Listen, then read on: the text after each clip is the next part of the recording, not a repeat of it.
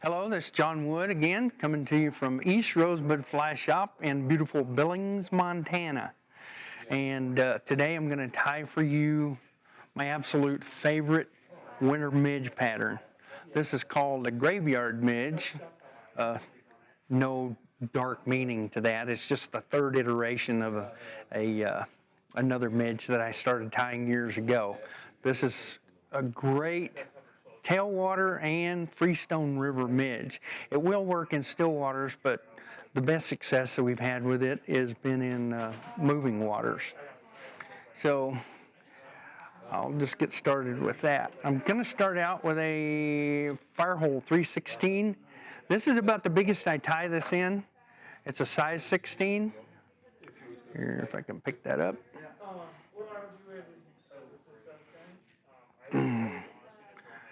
You can tie these on, I also like to tie them on TMCO 2488 or the 2488H.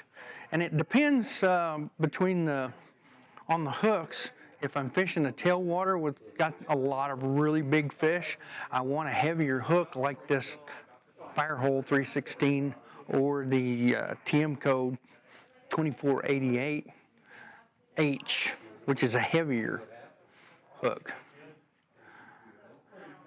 When you're fishing just freestones where you're not expecting to get a lot of good sized fish, the 2488 offers a slimmer profile. So I start my thread right behind the eye, go back about a quarter of the way on the hook shank, and then I'm going to tie in a ultra wire, extra small, silver for this fly, which has got a purple body.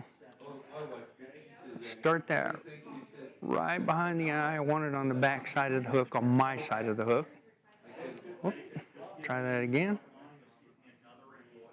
Get started and then wrap down. Now the thing on these Firehole hooks is they are bigger than what you might be used to tying on because of the extra wide gap. The 2488, the gap is up about where my fingernail is. And the hook seems shorter, but it's not. Because this is adding the extra gap adds more length to the bend. So with the 2488, I'd go all the way down like here next to my vise. With this one, to keep the fly in proportion, I'm going to stop a little short of what I would normally do on a TMCO style hook. Now I'm going to turn that way because it's easier for me to wrap. You can see I'm not fighting the barb when I'm making my wraps. And then I want to take 6 to 7 wraps of wire.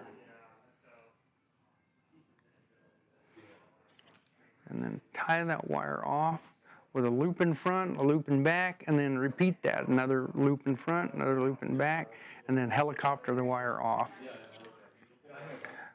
Yeah, my thread hanging right there where that was at. Now for the back, what I'm using is, this is just electronic protection foam that comes with your electronics. And I've cut it into small strips. My strip is about half the width of that gap. Tie that in.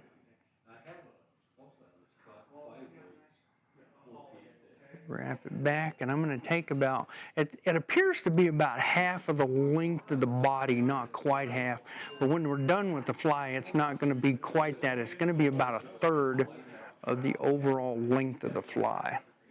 Bring the thread back to behind the eye, and then I'm going to apply this is hairline ice dubbing in a UB purple.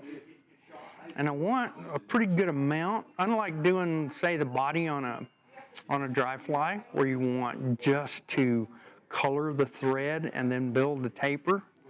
Because of the shape of an emerging midge and the thickness at the wing buds, I want to build this really thick.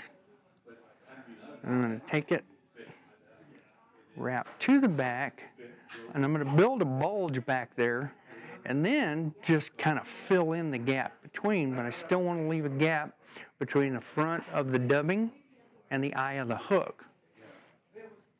Fold that over. I just want one kind of loose wrap right there. Pull this back.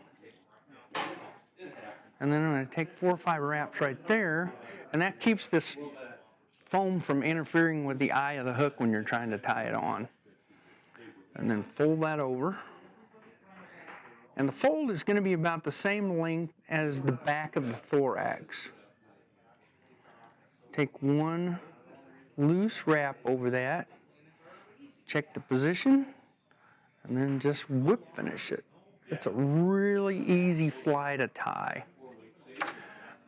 The thing you want to look out for is not to put too many wraps when you're finishing the fly, so that you don't want to crowd the eye of the hook. You can see that there's a nice gap right there. It's going to make it easy to tie on. Trim that foam, and that's it. It's a very simple fly.